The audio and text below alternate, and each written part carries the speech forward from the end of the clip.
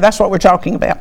Okay, 6, 6, 3, 5, 4, 1, 2, 9, 6, 5. All right, let's get it. 7, 16, 22. Whoa! Let's make sure.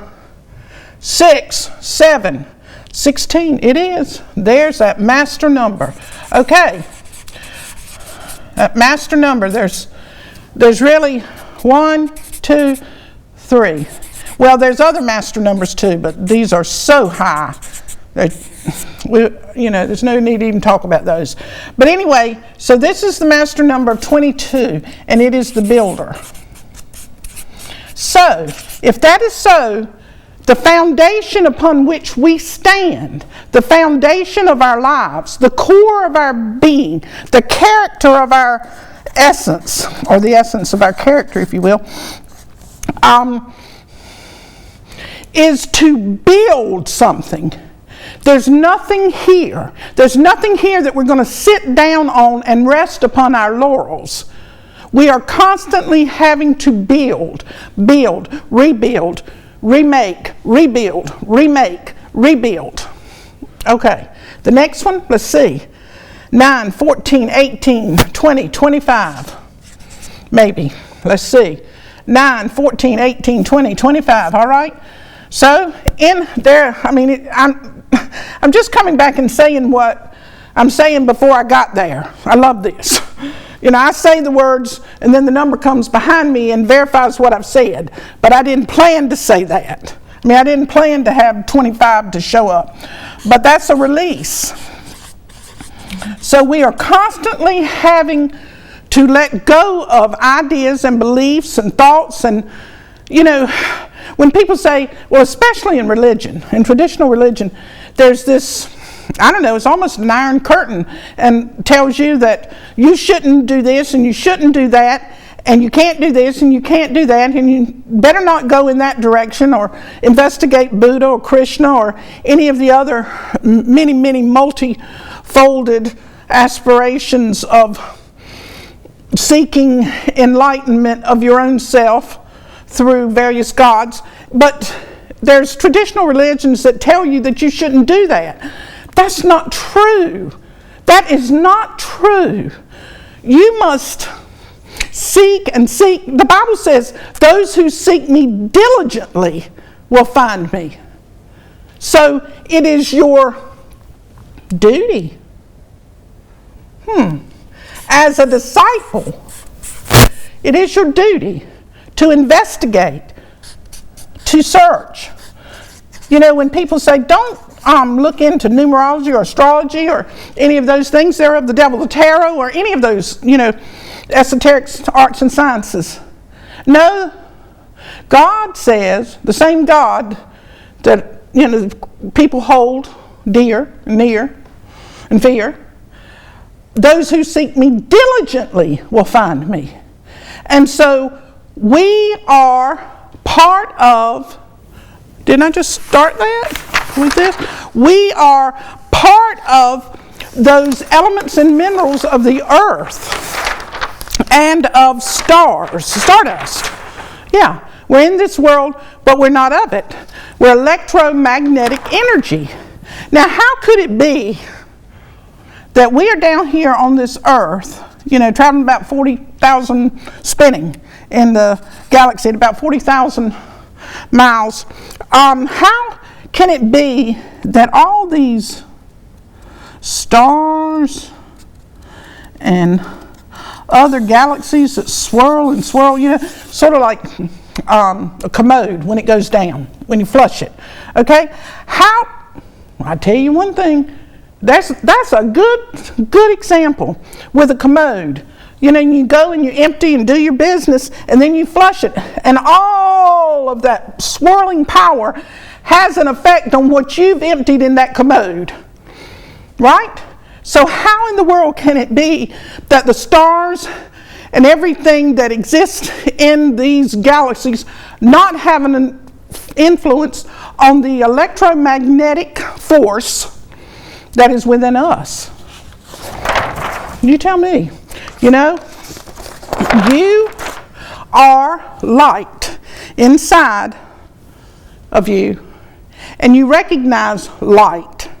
And that's why everything you want to be a disciple to that light, to that sacred light. And in order to do that, you're going to have to, I forgot to even add it up, 47, so that's an 11. In order to do that, you're going to have to weigh every word, thought, and action. How about just gestures in general? Against the weight of a feather. Now, if you've got so much of these kind of beliefs and kind of ideas, I just keep going back to ideas, all accumulated in your mind, because whatever weighs heavy in your mind is going to weigh heavy on your body. So all of these things, all of these beliefs, how would they stack up if you put, a weight over here and a weight over here, all of your opinions and your ideas and your thoughts and your beliefs and all of the traditions? How are all of those going to stack up to that feather? The feather of truth. How's it going to stack up? All right, so we went to 47. So, justice. In order to be a true disciple, you are being judged not by people who walk on two legs, but your every action, your every thought, your every time that you engage in gossip, which I think is the unforgivable sin. You are judging yourself. You are, if you would, here's your foundation. You got to build it and build it and build it. And so each time that you engage in gossip, let's say that it knocks that out. Well, it causes your foundation to crumble. And you start again. So in order to be a disciple, these experiences of the unproductive and uncomely gossiping are necessary in the beginning until you get to that place that you realize you are harming yourself. There is nobody that is hurting you, cheating you, lying you, betraying you. You're doing it to yourself. Okay, what else? What did I want to do? Oh, I wanted to do that feather. Okay? Let's see what feather is. 6, 5, 1, 2, 8, 5, 9. All right? We got that 10. We got that wheel of fortune. Remember? Top, bottom. Okay? All the time you're engaging in that gossip and saying all that stuff, you think you're on top. Oh man, you're making yourself look good. You're telling the stories like you want to. Well, all that you're doing is guaranteeing you that you're going to the bottom. And when you get down here into that bottom, that pit, that abyss, you will receive that which you've meted out. The Bible says that too. Well, if you can untangle yourself from that, that's being a disciple. You're learning from what you're doing to yourself so that you may go back up.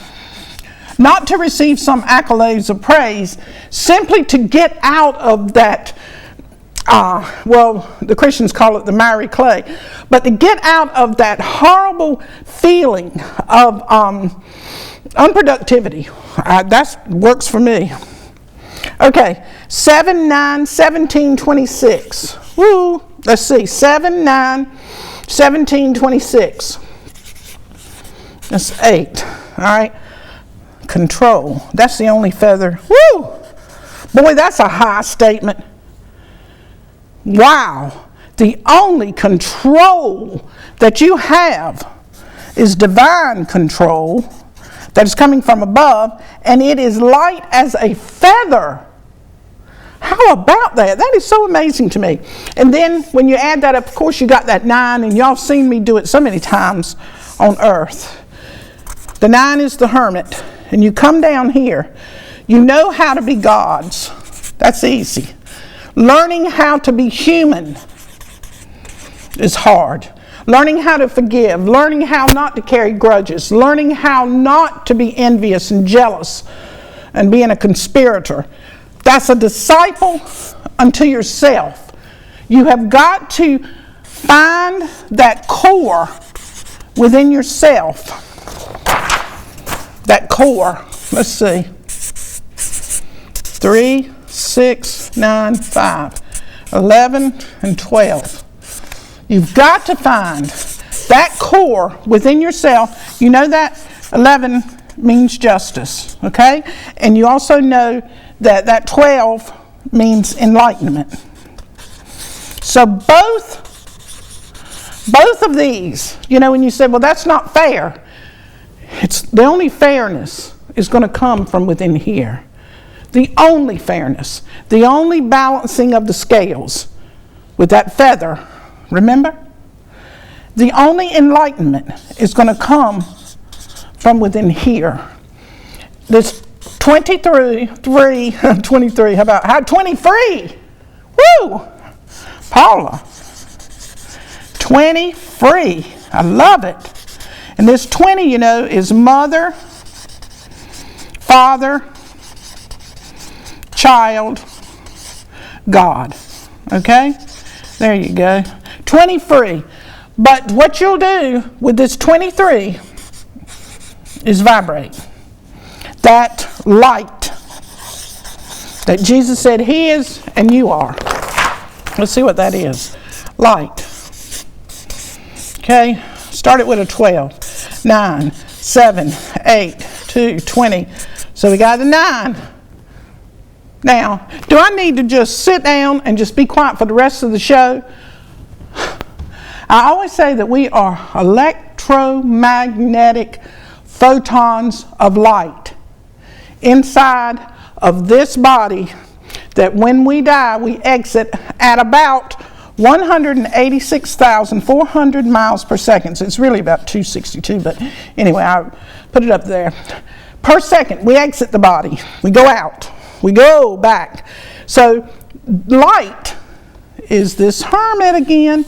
Hermit that comes down to earth to experience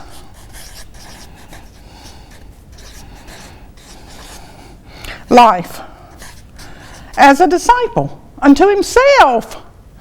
All right, 12, 19, 27. 27? That's a 47, but I'm going to make sure before I say it. 12, 19, 27, yeah, 47. Oh, yeah, you know that's justice. So, light comes down with justice.